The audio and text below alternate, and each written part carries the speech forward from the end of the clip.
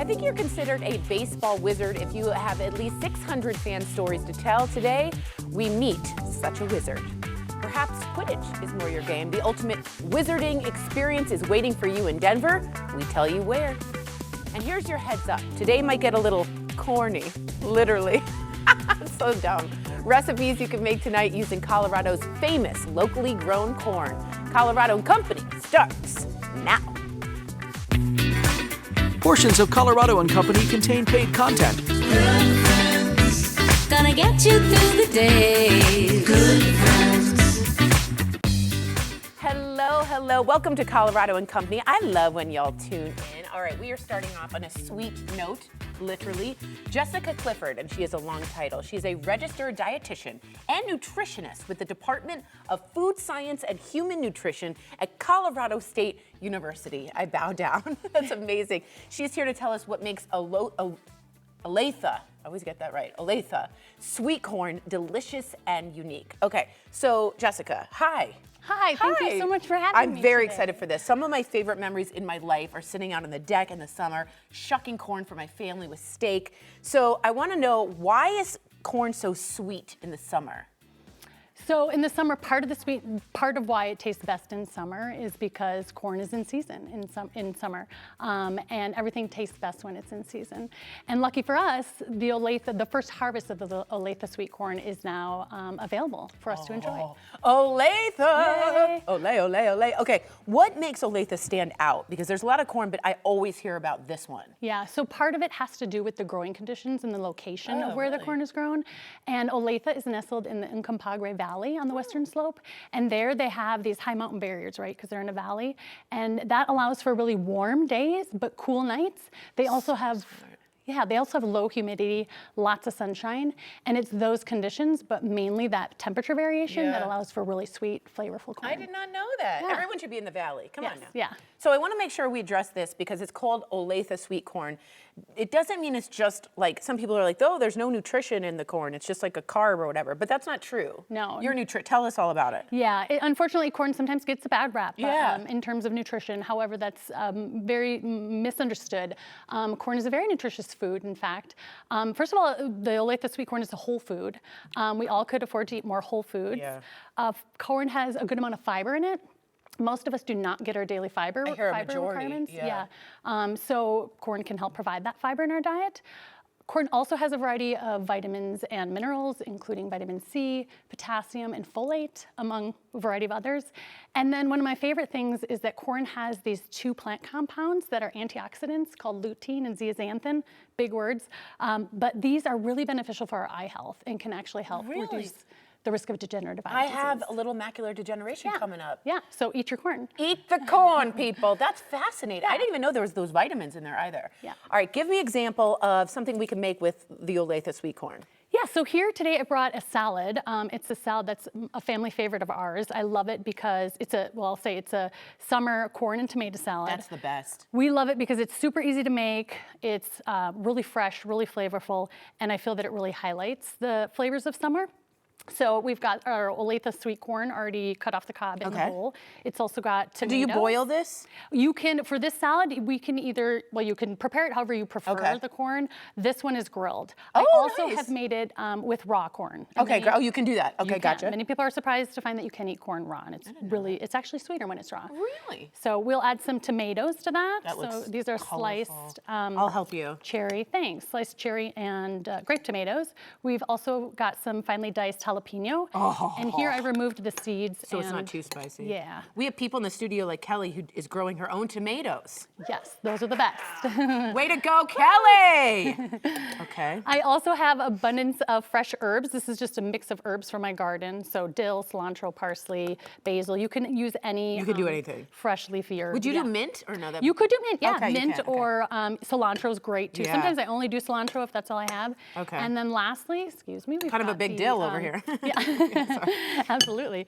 Some sliced green onion. Green onion, scallions, okay. some people call them. Scallions. I love the crunch of these. Yes. Oh my God, look how easy this is. And it's a beautiful salad to showcase at a dinner party or whatever. Yeah, because of the just on your back colors. patio. Yeah, and then I've made an easy apple cider vinaigrette. You could also use any type of vinaigrette, really, made with any sort of vinegar that you prefer. And So you just put, how toss do you it do on the top. apple, how do you make this? So this has apple cider vinegar, equal parts apple cider vinegar and olive oil, plus some crushed garlic and salt. So super simple. Oh my God, that's like what my mother used to smell like, you know what I Yes, mean? yeah. Cooking and all that.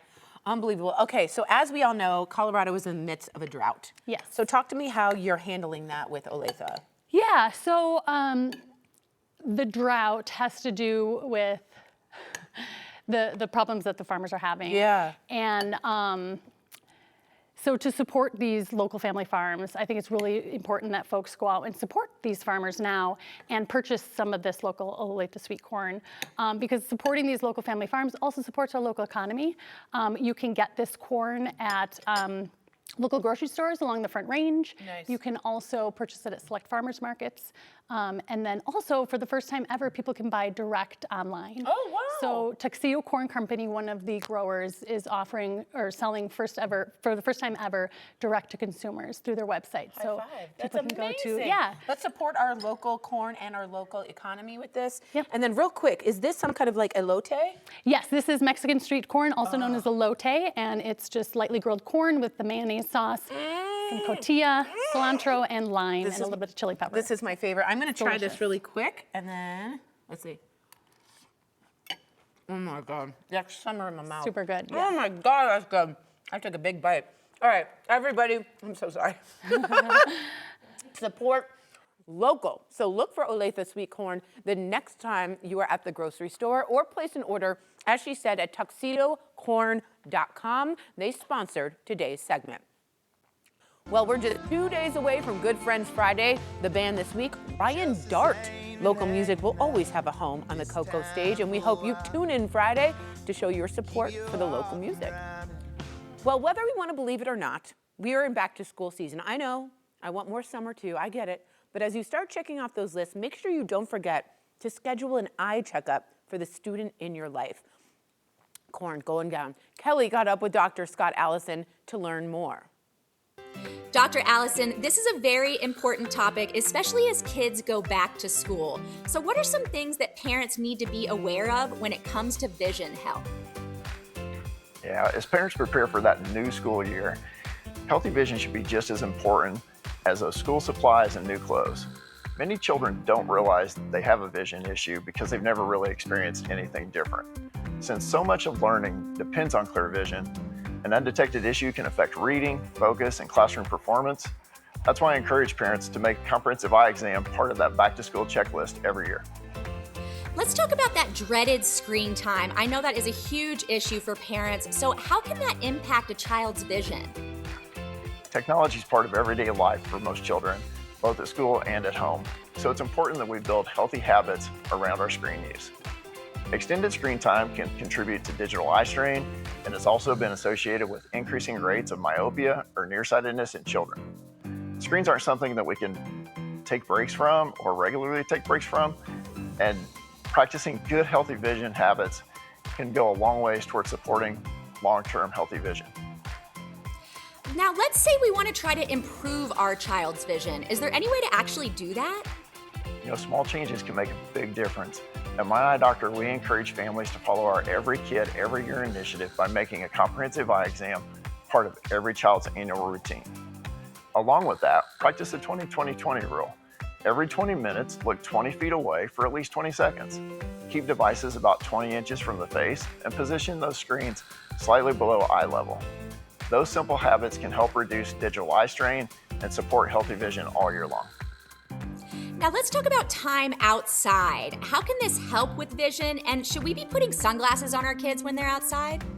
We definitely should have those sunglasses on when we're outside. Outdoor vision and outdoor play is one of the easiest ways to support children's vision and their overall well-being. According to the Vision Council, children who regularly spend time outside are 23% less likely to develop myopia or nearsightedness. Time outdoors provides a healthy break from screens while supporting that normal visual development. Encouraging kids to balance that screen time with those outdoor activities is a simple habit that benefits both their eyes and their overall well-being. Dr. Allison, before we let you go, are there any other signs that parents should be looking out for? There are, and some of those signs can be easy to miss. So parents should watch for signs like squinting, sitting too close to screens or books, headaches, frequent rubbing of the eyes, or losing their place while they're reading, or just having trouble concentrating. Even subtle changes can signal a vision issue. That's why my Eye Doctor's Every Kid, Every Year initiative encourages that annual comprehensive eye exam, helping identify those concerns early so children have the tools they need to succeed in school. Thank you so much, Dr. Allison. I hope you have a great day. Take care. Thank you. To learn more about vision health or to make an appointment, head to myeyedoctor.com. That website is also right up on your screen. It's very important you guys do this. They sponsor today's mention. A super fan with 600 baseball stories to tell. Meet author Scott S. Parker right after the break. Home run you got.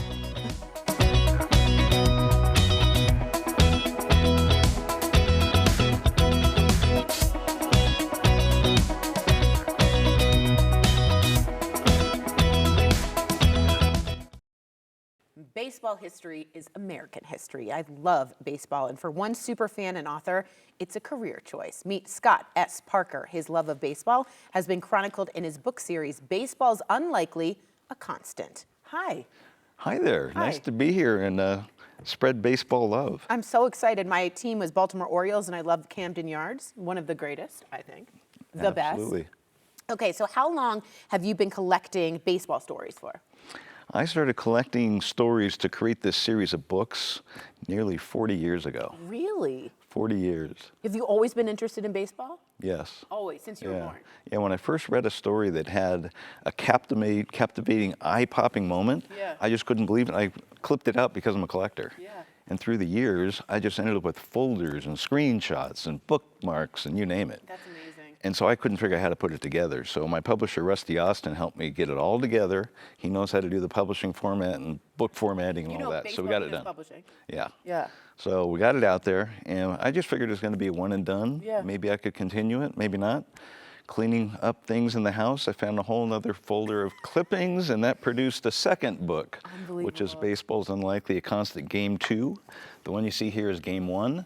And the 6 books surrounding it are stories from 6 different teams that are pulled just from this book. Oh, that's cool. Each individual team. Yeah. Oh, that's really rad. Okay, I want to talk about the book. They contain, you said, 600 stories told from your perspective as a fan. Talk to me about the golden era of baseball, being a baseball fan, and like what was sort of being the best thing in the world, that baseball golden era? Well, the golden era, you got to go back to the Yankees. I mean, they've won more World Series than Pinstripes, anybody, and that's nobody's ever going to win that many ever again. Is that true? Ever. They've won, what, 27 World Series? I'm an Angels fan. We got 1. Congratulations. Yeah, yeah. Local Rockies, they got 0. I know. You know? We're working on that. Wow. So that's how you collected. Okay. So what years were that? Like the... Well, I started collecting the stories in '93, but the stories go back to the beginning of time. Oh, wow, okay. Because there's a section on the paper that called This Date in Baseball. And so it's got memories of things that go way back. And so every once in a while, I'd find something back in 1903 that's unbelievable, right. you know? It went for so long. Yeah, so everything's in there, every team is covered, and the stories go back 140 years. Unbelievable. Okay, the books are laid out in a very unique way. Talk to me about that. They are. Instead of having chapters like a regular book, Yeah. I wanted the book to be fun, like baseball. Yeah, yeah. So the books start out the way a season does, spring training. And it's got a whole topic. When you read it, you'll figure out what that means. Then we go into pregame warm-up, totally different topic. We go into the scorecard, which you would, buy outside the stadium and then keep score inside, My right? grandpa used to do it. So the scorecard to me, actually my dad's wife kind of pointed this out before I published it. I said, hey, I want to test some stories with you guys. Is that cool? So I read some stories and they were just like, wow, I can't believe this. And then they would ask a question like, what's a cycle? I'm like, oh my God, Yeah, I know that like it's, right. Yesterday. Right. And so I'm like, I got to come up with a scorecard. So the scorecard is my glossary. Got it. I love this. Yeah. Is it like first base, second base? No, it's just the words, like this word means, this word means, yes. And so then the whole book starts in the top of the first inning. That's amazing. And it's really cool because there's a line score, a graphic, I got parked right here.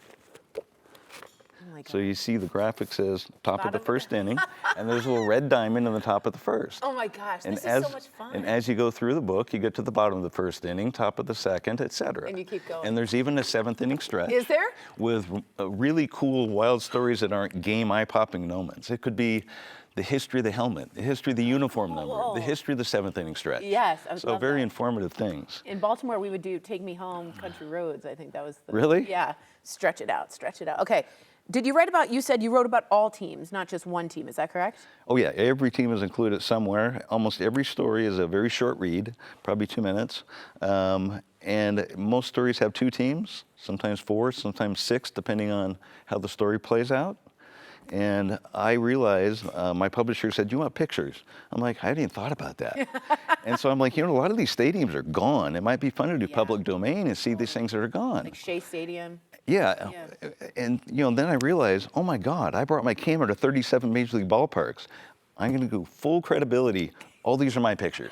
Is that right? Yes. Every one of them. I borrowed a couple from a friend from New Yankee Stadium because I hadn't been there, and there's so many Yankee stories. Unbelievable. So what stadium for you is the best of all? I know this is hard. It's like choosing your favorite child. It's not hard. Oh. I've been asked that 100 times. Okay, wait. Okay. Is it Wrigley? Nope. Okay. No. Is it Boston, Fenway? No. Okay. You're thinking old school. Okay. Because I like Camden Yards. Camden Camden Yards is the best. started everything. Yes. PNC Park, I thought, blew that away Got in it. Pittsburgh. Pittsburgh. And then Petco Park in San Diego loved PNC so much that the design is very, very similar. Interesting. So you like that one? Yeah, PNC and Petco are my 2 favorites. Okay, and it's the San Diego Ballers? What is the... Padres. Padres. Yeah. I know. Yeah. Just testing him Father as Padre. much as you could see. Oh my God. I just want to say these books would make excellent gifts too for the baseball fan in your life, or if you're a baseball fan, such a good idea. Such a good idea. Very smart. All right, get Scott S. Parker's book series, Baseball's Unlikely, a Constant. And you can get it on Amazon or RustyAustin.com. RustyAustin.com. And the RustyAustin.com is a shortcut because otherwise you got to go through the Amazon library of everything Yeah, that you has the want word that. baseball in it. No. So if you go to RustyAustin.com, he's got the link directly to Amazon for everyone. You can find it faster. Way easier. RustyAustin.com. I want to sure I get that right. Okay, thank you. After the break, get to know the organic sports drink as we talk about sports with 0 artificial ingredients and lots of flavor. That's coming up next.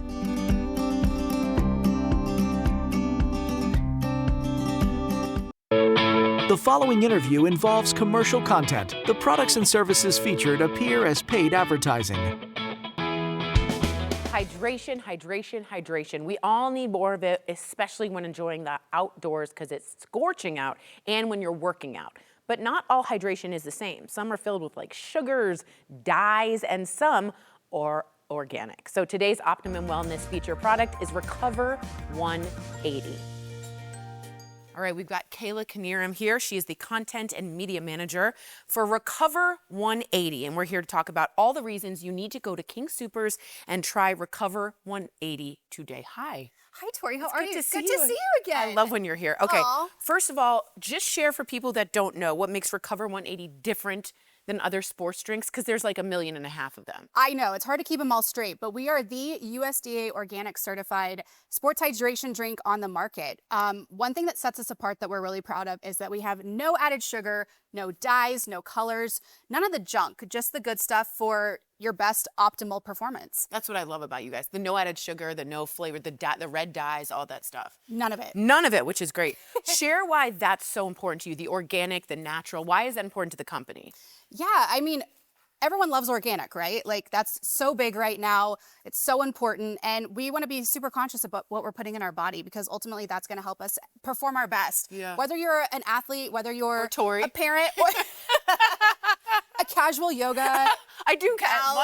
once a week. Oh, same. Okay, a few more times than that. But no, obviously it's, what you're putting in is going to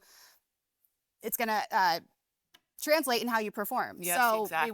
we want the no added sugar. We want the no dyes, the no colors, none of the junk, just the good stuff. Okay, just like you said about athletes, this is for people like me who walk a little fast, maybe sometimes, and for high performing athletes. That's true.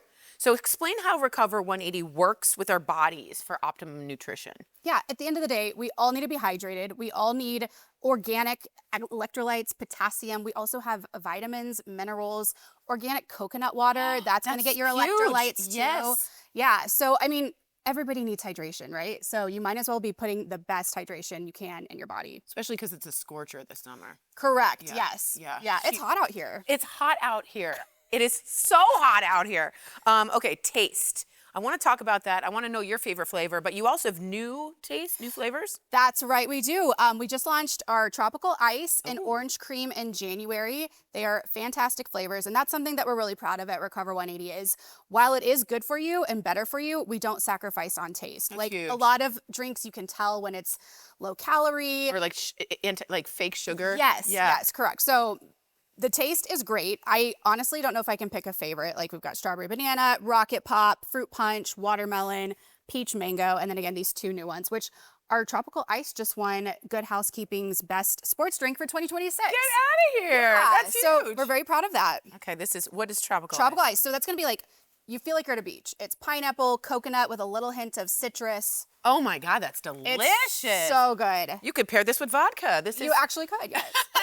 People do. And they have electrolytes for the whole day. And then this is the orange cream. Okay, so it tastes like an orange cream popsicle? Takes you back to childhood. Yeah, I was gonna say, that's the nostalgic. in Yep. it. Unbelievable. So good. Okay, nutritionists, pro athletes, they all back this product, which I have to say is a huge deal for me. Yeah. When they back it. Why do you think everyone should try it? Because once again, it is organic. We don't have any of the junk. So everything that you need in order to perform at a high level or just make it through your day. Yeah. Again, the no added dyes, no added sugars, organic. And we are really proud of the fact that we've really spread through word of mouth. Parents love this for kids because they're giving their kids a healthy option. Totally, no extra sugar. When we grew up, we had really one option, and it was high sugar, high dye. It was bad. And while it might taste good, you're gonna crash pretty quickly. Yeah. It's not gonna sustain you Yeah. in terms of working out and all of that good stuff. So we also have, our athlete partners that represent the brand as well. We've got Travis Kelce, Brock Purdy. I don't know Travis Kelce. Who is Not that? familiar? No, Yeah, he's had a quiet yeah. summer, huh? Kyler Murray, Max Crosby, Anthony Volpe with the Yankees. The list goes on. So we are proud of the athlete partners that we have, and then they've helped us spread the word along with everything we put on social. So everyone's loving it, trying it, and it's spreading like wildfire. Yeah, I keep hearing about it all the time. Oh, great. Okay, so I want you to, one more time, pick your favorite, and if you have to. I'm going to hold you to the fire here. Okay. My favorite, it changes all the time. Okay. I'm going to go strawberry banana. All right, that's mine too. High Is five. it? Yep. Okay, let's go. Right on. Find organic hydration with Recover 180 at King Soopers, your home from Optimum Wellness. Try new flavors such as orange cream and tropical ice. That's my favorite. It's very cool on these hot summer days. This segment was sponsored by Recover 180. Well, I have an amazing idea for July Day, and I would say it's unforgettable. Tomorrow, a look at the concert lineup and all the other happenings from the Adams County Fair, Queen, and the Lady in Waiting. Join the royalty fun tomorrow. More after the break. Glad you're still with us on Colorado and Company. I love when y'all tune in. So for years, we've watched one of Denver's most iconic streets transform before our eyes. Now, the new 16th Street is here. And whether you're a longtime local or you just haven't been downtown in a while, there are plenty of reasons to stop by. Earlier, Kelly went to 16th Street to find out what's new with Courtney Garrett, President and CEO of the Downtown Denver Partnership. Take a look. We are here on 16th Street, and I am so excited. I'm here with Courtney. Courtney, I want to jump right in. Yes. For someone who hasn't been to 16th Street in a while, what are they missing? I think first and foremost, when you see it, it is a wow moment. Right. The energy, the colors, the movement, new patios, new art sculptures. There's just an energy here that I think Denver hasn't seen in quite a while. Right, it wasn't necessarily there before, and it's back, baby. Yes. I'm feeling it here. Right. Okay, so I have to ask, this project, like we said, it's been years in the making. Now, what was behind reimagining 16th Street? First and foremost, this is actually a significant infrastructure project. Right. So, like any 40-year-old, sometimes you need some maintenance. So 80% of this project is actually what you don't see underground. It's improving the tree wells so our trees can grow. Okay. It's improving the pavers so that the transitway is actually operational. And then the rest of the project is all of this beauty that you see around you. We've actually doubled the tree canopy. I was gonna say the trees, Yes, way the more, trees. the shade. So much green, Right. so much shade, these cool benches. There's just, and a new experience here for all of Denver. Places to come and hang out. Absolutely. Okay, people like me, they might have a little bit of anxiety. They hear downtown and they think, oh my gosh, traffic, no parking. But that's not really the case downtown right now. Tell me more. No, I mean, just last week the mayor announced the mayor's parking program. So there are a multitude of lots that are just $5 to come downtown, park, and enjoy the entire day. We also have a surplus of parking. And you can use our website, you can use things like Spot Hero to help find parking. Also RTD, you That's just what I was saw the gonna say. free ride. Public transit. Yes, the shuttle for 16th Street remains free. It's very frequent, super easy to use. And of course, we love our bikes, Right. we love to walk, so it's very accessible. It's very accessible. Okay, I have to ask, one of the best things about downtown is that you don't necessarily have to spend a fortune to come and enjoy it. So I want to know, Courtney, tell me about some of your fun things that you can do for free. Yeah, well, first and foremost, simply experiencing 16th Street is absolutely free. And then we have things like at Union Station and Glenarm Plaza, the new Skynets installation, which is beautiful. If you haven't seen it yet, I really encourage people to come see. Our street soccer parties have been free all World Cup season. So we have a plethora of events that are happening throughout the summer that are absolutely free, in addition to just coming down to the space and enjoying it. That's what I was gonna say. Enjoy the new trees, enjoy the new benches. You can just chill down here and feel the breeze and enjoy yourself. Okay, this one's a hard hitter, Courtney. Last question. If you had to make your perfect itinerary for 16th Street, what would it be? Perfect. Well, I'm a mom, so I have 14-year-old twins. So they are absolutely driving, yes, very, very busy. So what I tell everyone is spend the day strolling 16th. Start at Union Station. If you're coming from the suburbs, ride the train. Right. Come on down. Enjoy all of Union Station's offerings, play in the fountains, again, see Skynets, and then start strolling up. There are playscapes for kids. We have the Beehive just down the way. We have the Nest at the pavilions. You can find a great patio for lunch right here on 16th Street. Keep going toward the pavilions where there are new shops opening every day, as well as some of everyone's favorites. And then you can take the free ride all the way to Civic Center and enjoy the park. So it's truly, you can make an entire day out of it, whether you're a family, you're with a group of friends, you're with your partner. That's exactly what I was gonna say. It doesn't matter who you are, there's something for everyone here on 16th Street. Shops, patios, it's a phenomenal experience to discover something new every time. Thank you so much for having us here today, Courtney. Thank you have for been a being delight. here. All right, Absolutely. let's go check some more things out. Okay. Discover downtown Denver this summer. Get out to 16th Street and see all downtown has to offer. For more info, go to downtowndenver.com. You can also find them on Instagram at Downtown Denver. Next on Coco, don't just be a muggle when you can experience the wizarding world of Harry Potter right here in Denver. The following interview involves commercial content. The products and services featured appear as paid advertising.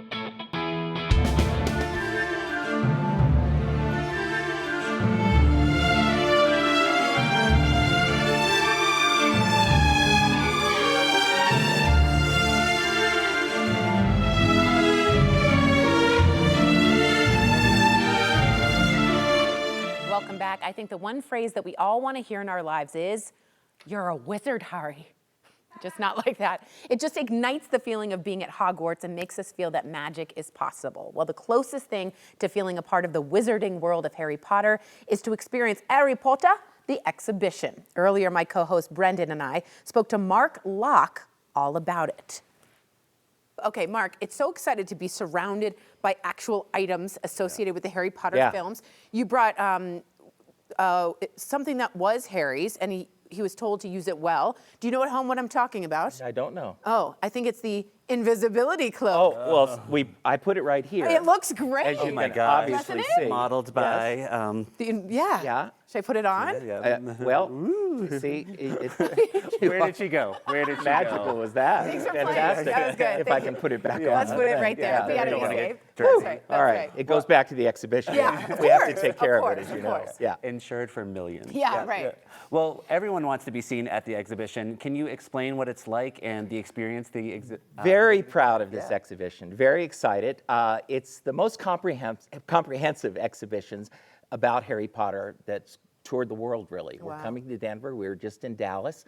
100 objects, both props and costumes from the film. Oh, wow. One of 8 films, or one of 8 films that have been made, obviously, but all the films are represented in this exhibition. It's very immersive, it looks like. Yeah, and it's fun. It's exciting. It's participatory. You walk into Hagrid's hut. Oh, you climb up into his chair. You walk into the great hall, and the candles are all floating above you. Oh, the candles. That's the best play part. Quidditch. The quaffle balls are here today.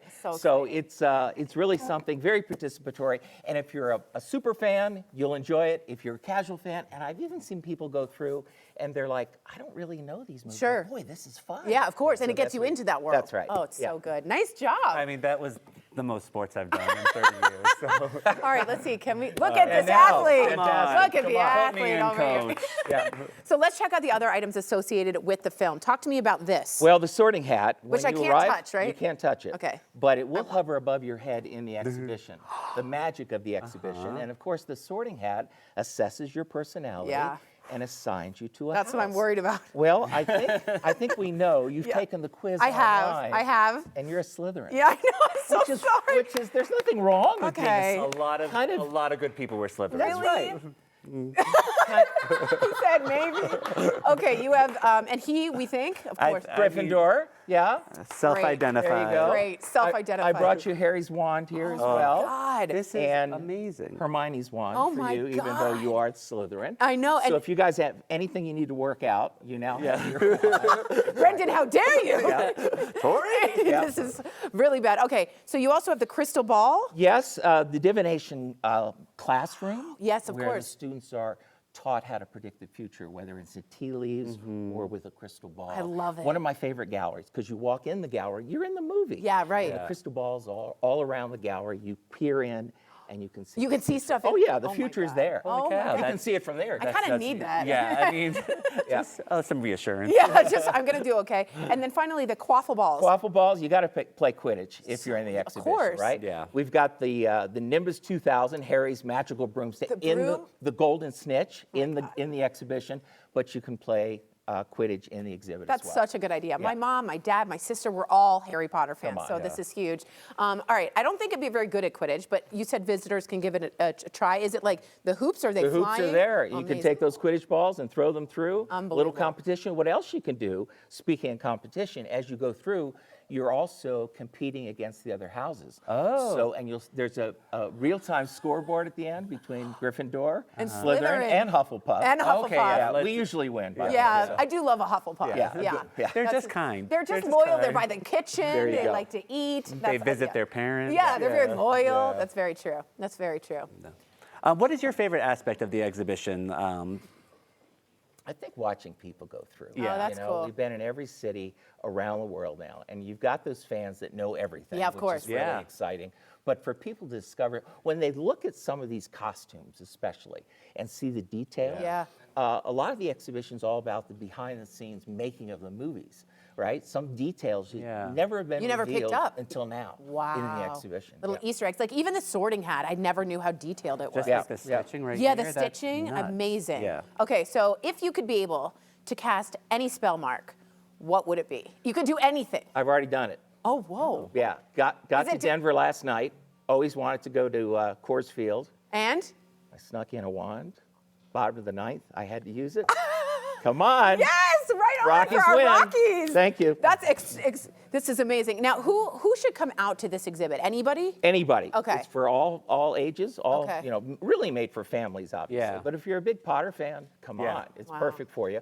We're in the South Broadway district, found an amazing space, turned into, I think, a world-class exhibition space. Amazing. And we open on the 26th of June. Amazing. How long are you here for? Well, tickets are on sale through the summer. Okay. But between you and I, no one's listening. No one's listening. Probably We're be not here. on TV. We'll be here the rest of the year. The invisibility cloak. The invisibility cloak. You guys. Through the holidays. So through the oh, that's going to be so Come on. exciting. Christmas? Yeah.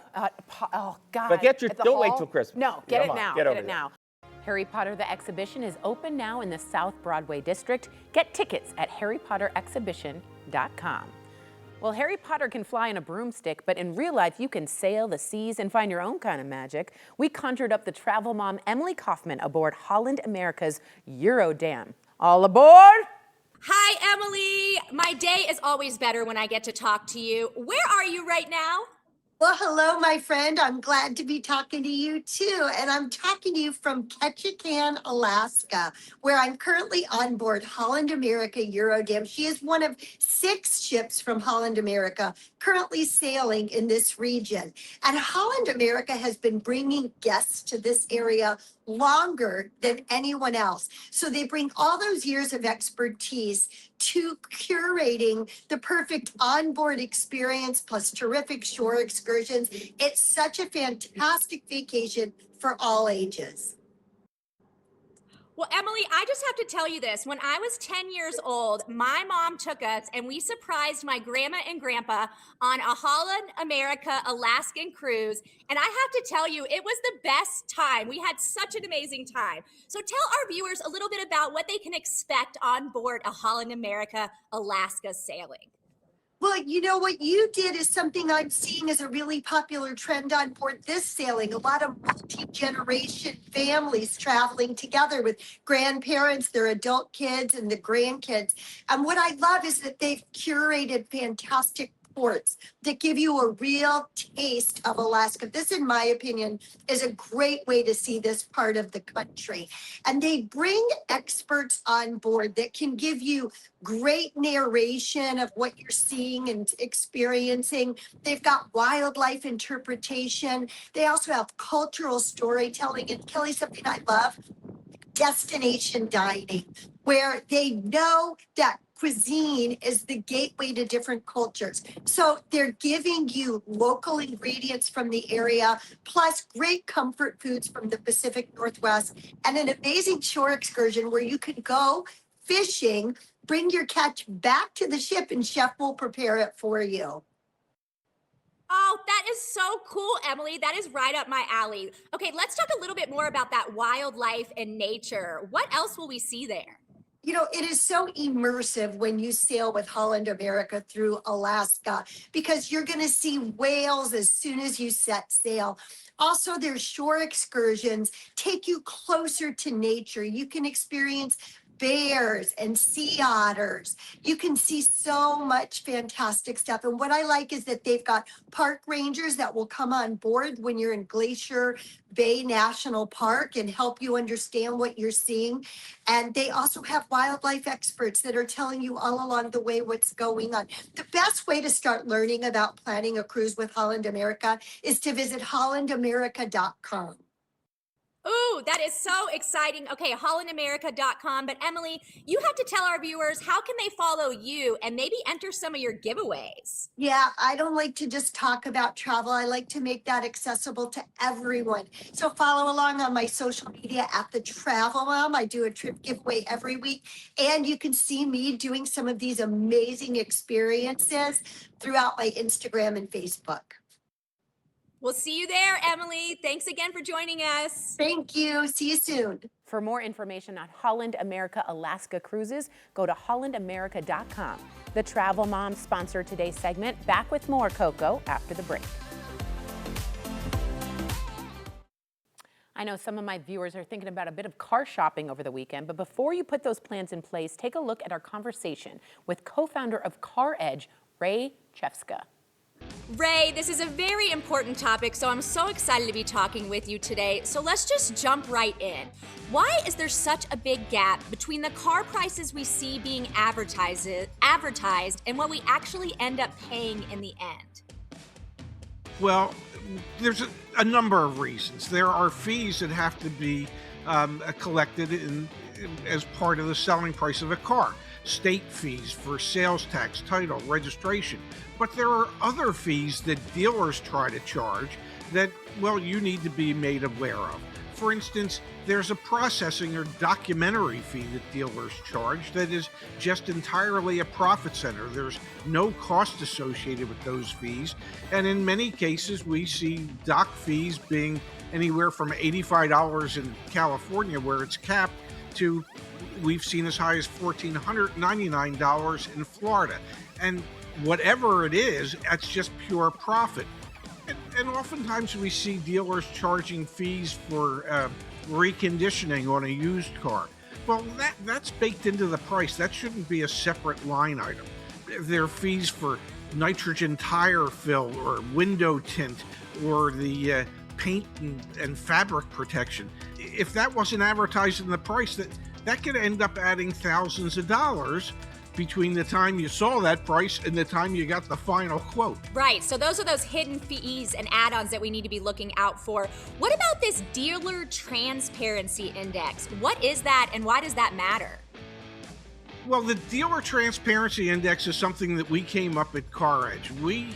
Last July, we started a program where we use AI agents to actually negotiate anonymously on behalf of customers.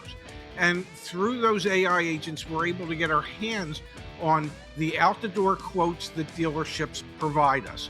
And if the price that they're asking online doesn't match the price that's part of the out-the-door quote, well, that to us indicates that they're not being as transparent as they should be.